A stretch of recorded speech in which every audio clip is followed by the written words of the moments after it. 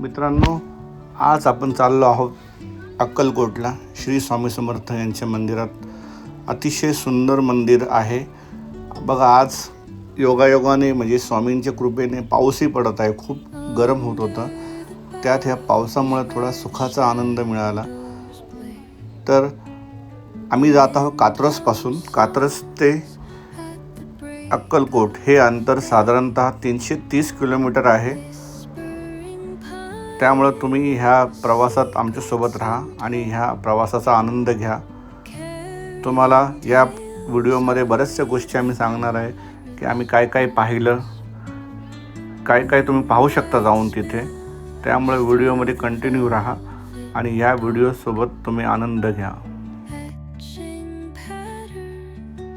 पाऊस पडल्यामुळे अगदी उन्हातही पावसाळ्याचा फील येत आहे. त्यामुळं अजूनही छान वाटत आहे.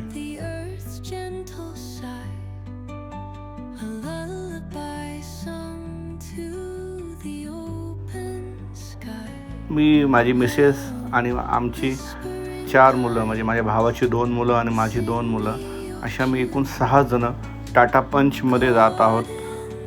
कोणतीही अडचण आम्हाला सध्या तरी आलेली नाही आहे, कारण स्वामींची कृपा असेल तर तुम्हाला कधीच अडचण येणार नाही. म्हणून स्वामी नेहमी म्हणतात, भिवू नकोस, मी तुझ्या पाठीशी आहे. त्यामुळं हा प्रवास आणखीन पुढे काय काय होईल तुम्ही बघा. त्यामुळे व्हिडिओत कंटिन्यू राहा. बघा पाऊस पडतोय, किती छान आनंद वाटतंय. एवढ्या उन्हाळ्यात पाऊस पडतोय म्हणजे हे स्वामींचीच कृपा असं म्हणावं लागेल.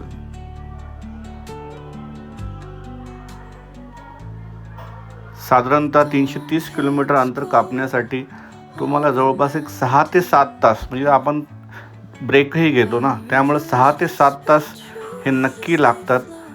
त्यामुळं तुम्ही बघा. आणि बघा, ही समोर एक गाडी दिसत आहे बघा, ही रेड कलरची गाडी. ह्याच्यामध्ये मागेसुद्धा मुलं डिक्कीत बसले आहेत. त्यामुळं गाडी किती मोठी किंवा किती छोटी ह्याला महत्त्व नाही आहे. तुम्ही प्रवासात आनंद घेणे ह्याला महत्त्व आहे. पण सुरक्षाही तेवढी महत्त्वाची आहे. त्यामुळे सुरक्षेशी कोणतीही कॉम्प्रोमाइज करू नका. काळजी घ्या, गाडी व्यवस्थित बघा, गाडीचं मेंटेनन्स व्यवस्थित ठेवा. जे पण तुम्ही वापरत असाल पेट्रोल, डिझेल, इलेक्ट्रिक, तर त्याप्रमाणे त्याची योग्य ती पूर्तता करा आणि योग्य त्या गोष्टी तुम्हाला प्रवासात लागणार आहेत त्या घ्या. बघा, एक गोष्ट नक्की करा की पाणी हे तुम्ही चांगलं प्या. कोणतंही पाणी पिऊ नका, कारण जे पण आजार होतात ना ट्रॅव्हलिंगमध्ये, पोटदुखी किंवा इतर अनेक आजार हे पाण्यामुळेच होत असतात. त्यामुळं पाणी हे चांगलं प्या. शक्यतो घरून पाणी न्या किंवा मिनरल वॉटर वगैरे तुम्ही घ्या, ठीक आहे. आणि कोणतेही तेलकट पदार्थ वगैरे खाऊ नका. 330 किलोमीटर अंतर कापून आम्ही अक्कलकोट येथे पोहोचलो आहोत.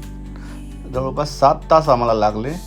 हे तुम्ही पाहू शकता, हे मंदिराचं गेट आहे. इथून आतमध्ये जावं लागतं.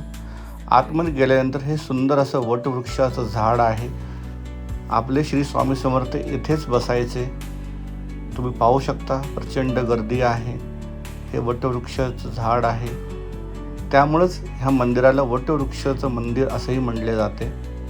बघा किती सुंदर झाड आहे.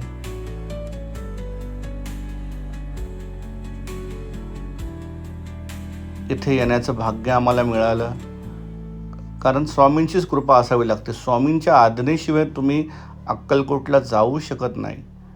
त्यामुळं स्वामींची इच्छा होती की इथे आम्ही यावे आणि ती इच्छा आमची पूर्ण केली. त्यामुळं स्वामी समर्थ महाराज की जय. हे पहा, सुंदर असा फोटो. हा 40,000 रुद्राक्षांनी बनवलेला फोटो आहे. खरंच त्या कारागिराला सलाम करावा लागेल, त्या चित्रकाराला सलाम करावा लागेल, ज्याने हा सुंदर असा फोटो बनवला आहे. 40,000 रुद्राक्षांनी हा बनलेला फोटो आहे. किती सुंदर असा फोटो आहे. स्वामींची प्रतिमा किती सुंदर दिसत आहे. एकदम खरीखुरी प्रतिमा, जसं स्वामींचं रूप आहे तसाच हा फोटो बनवला आहे. खरंच अतिशय सुंदर हा फोटो आहे. त्यानंतर बघा, 22 फुटी हे स्वामींचं मूर्ती आहे आणि हे बाजूचं चित्र. आणि हा श्री चोळप्पा महाराज यांचा वाडा. किती सुंदर ही वास्तू असेल, जिथे स्वामींचे चरणस्पर्श झाले आहे. म्हणजे स्वामी येथे राहिले आहेत आणि या जागी आम्हालासुद्धा जाण्याची संधी मिळाली. खरंच हे भाग्य समजतो, कारण किती वर्ष लोक वाट पाहत असतात अक्कलकोटला जाण्याची. पण काही ती संधी येत नाही. पण आम्हाला ही संधी मिळाली, इथे फिरायची संधी मिळाली, जिथे कधी काळी स्वामींचे चरणस्पर्श झाले होते.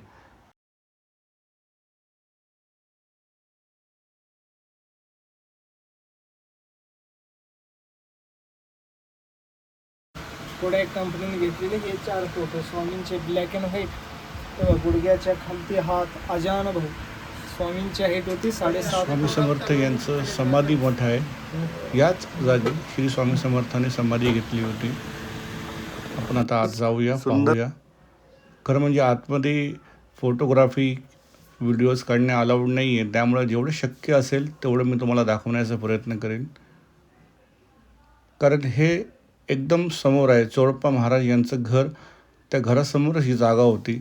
आपण सिनेमातही पाहिलं होतं, तुम्हाला आठवत असेल तर, ज्यांनी कधी सिनेमा पाहिला असेल, की चोळप्पा महाराज यांच्या घरासमोरच स्वामींनी समाधी घेतली होती. त्यामुळं असे हे सुंदर असे समाधी मंदिर आहे. तुम्ही अक्कलकोटला आला तर नक्की येथेही या. या जागेचंही दर्शन घ्या तुम्ही. बघा, सुंदर असं हे मठ मंदिर आहे. पाहू शकता तुम्ही सर्व बाजूला.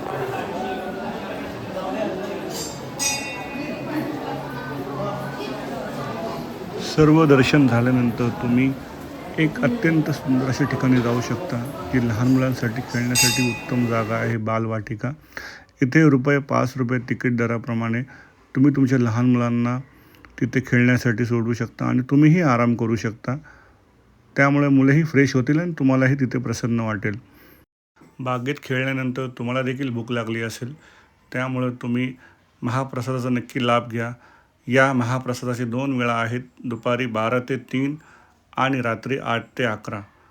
त्यामुळेच तुम्ही महाप्रसाद नक्की लाभ घ्यावा. अत्यंत सुंदर साधे पद्धतीचं जेवण असतं आणि स्वामींच्या चरणी कोणीही उपाशी राहू शकत नाही. त्यामुळे तुम्ही देखील महाप्रसादाचा नक्की लाभ घ्या. तर मित्रांनो, हा होता आपला व्हिडिओ. या व्हिडिओत मी श्री स्वामी समर्थ महाराज या मंदिराविषयी तुम्हाला माहिती देण्याचा प्रयत्न केला. तसेच सभोवताली असलेले विविध स्थळांचा देखील ह्यामध्ये मी माहिती देण्याचा प्रयत्न केला आहे. तर मी आशा करतो की तुम्हाला ही माहिती नक्की आवडली असेल. जर तुम्हाला ही माहिती आवडली असेल तर तुम्ही कमेंट बॉक्समध्ये श्री स्वामी समर्थ लिहा आणि आपल्या चॅनलला सबस्क्राईब करायला विसरू नका. श्री स्वामी समर्थ. जय जय स्वामी समर्थ. धन्यवाद मित्रांनो.